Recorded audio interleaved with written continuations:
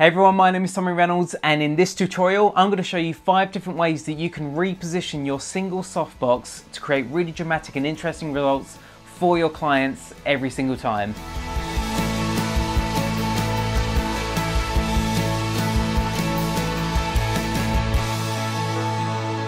So the softbox we're going to be using in today's tutorial is the 150cm easy open softbox by Pixapro, and this is my go-to softbox when I'm in controlled studio environments. It's an incredibly versatile softbox. I really love it. A lot of people think that you actually need more than one light to get a good photo, and that really isn't the case. A lot of photographers their entire career is just based on using a single softbox, and that's absolutely fine. You can easily get away with that, and hopefully these 5 variations you can try if you've never tried them. The first one we're going to look at though is my go-to, which is the 45-degree angle. So as the name suggests, the 45-degree angle is 45 degrees left or right, and then looking down on the subject at a 45-degree angle when you tilt the head down, so it's kind of this sort of shape here. And the reason why this is my go-to is it's just personal preference. I love it. It gives you a nice highlight and shadow ratio. It's not front on, which would give you a shadowless face, so just coming at it from a nice angle gives a really nice contrast to the image.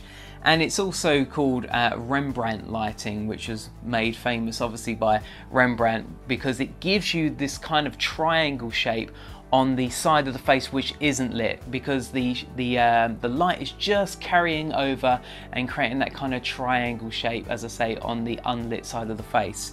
And that is a lot of my work. Even when I go abroad, it's always my go-to. I'll ask my assistant to always go to a 45-degree angle. It's a really good starting point if you're just starting out in off-camera flash. So that would be option number 1, the 45-degree angle. So for our next setup, I wanted to use the grid that comes with this softbox. And if you've never used a grid before, it kind of channels the light forward and it doesn't spread left and right, up and down as much. So it's kind of more of a focused light. Because it's still double diffused though, you still get the same amount of softness, it's just more channeled forward. So that was the first thing I did, and then the next angle was putting it at a roughly 70-degree angle. So for that, we angled the light downwards and then lifted the light even higher than it was before. Kind of like almost a top-down light, like it was looking down on top of Sam, our model. And this is a great way if you want to create even more shadows and to create an even more of a moody look. Now you do have to be a bit more conscious with this. Because the light is so high, that means that it's so easy for Sam's face to just fall into shadow, for her eyes and for her mouth to just fall into shadow. So that's why most of these shots I was consciously telling Sam to keep her chin high so that her face was looking up towards the light. Otherwise, if she was looking down, it would just be into complete shadow.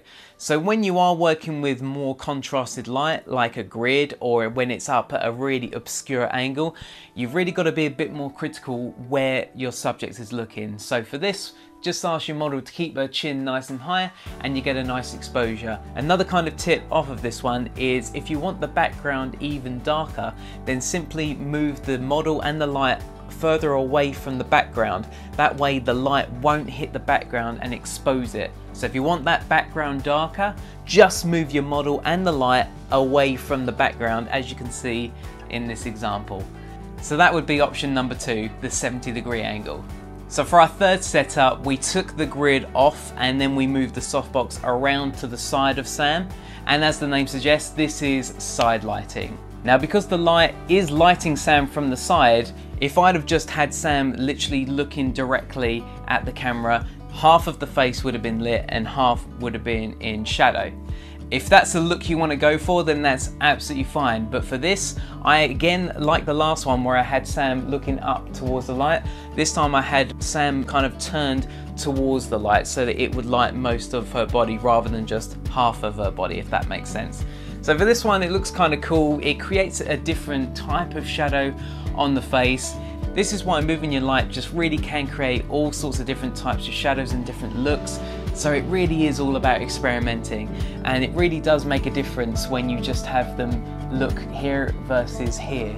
you really do get a completely different look. So sometimes you don't have to change your position or the light's position. Sometimes you just simply have to have the model just look 45 degrees, and that can totally change the look and feel of the image.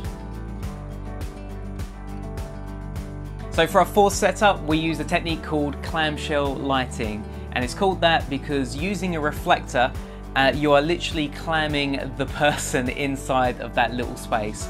So using the softbox at a roughly 45 degree angle, but this time straight on, you use a reflector to position underneath, and that's going to fill in the shadows. So the softbox is going to fill the top of the face really beautifully, and then the reflector is going to bounce that light from that softbox and fill in all of the shadows underneath the chin and the eyes to create a really, really nice look.